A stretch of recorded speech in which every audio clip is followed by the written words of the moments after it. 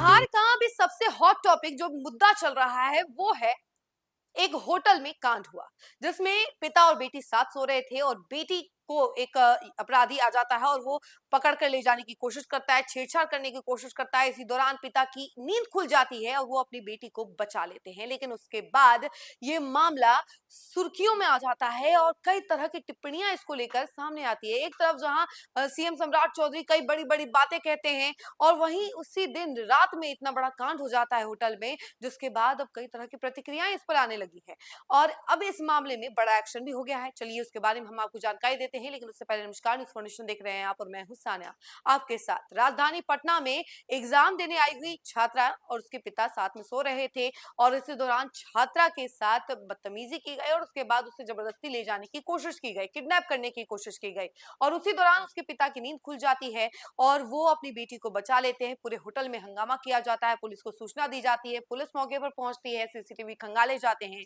और एक्शन लिया जाता है। और इस एक्शन में अब देखिए कि होटल के रिसेप्शनिस्ट को गिरफ्तार कर लिया गया है।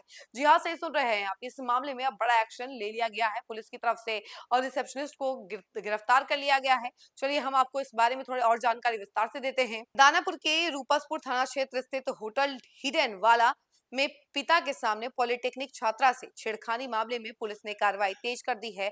पुलिस ने मुख्य आरोपी होटल कर्मी की गिरफ्तारी के बाद अब होटल मैनेजर और रिसेप्शनिस्ट को भी गिरफ्तार कर न्यायिक हिरासत में भेज दिया है। गिरफ्तार मैनेजर की पहचान गया के वाजिरगंज निवासी रोहित कुमार के रूप में हुई है, जबकि रिसेप्शनिस्ट का नाम काजू कुमार है। यह गिरफ्तारी मामले की गंभीरता को दर्शाती है। घटना शुक्रवार रात की है, जब बेगूसराय निवासी संतोष कुमार अपनी पुत्री को पॉलिटेक्निक की परीक्षा दिलाने पटना आए थे। वे दोनों होटल हिडन विला के कमरा संख्या 103 में ठहरे हुए थे। आरोप है कि देर रात होटल का एक कर्मी नशे की हालत में उनके कमरे में घुस गया और छात्रा के साथ गलत हरकत करने लगा। छात्रा और उसके पिता के विरोध किए जाने पर होटल में हंगामा मच गया। सूचना मिलने पर डायल 112 की टीम मौके पर पहुंची और आरोपी होटल कर्मी सत्येंद्र कुमार को गिरफ्तार कर न्यायिक हिरासत में भेज दिया गया। वहीं मामले की जांच के दौरान पुलिस को होटल के अन्य कमरों से भी संदिग्ध गतिविधियों के संकेत मिले।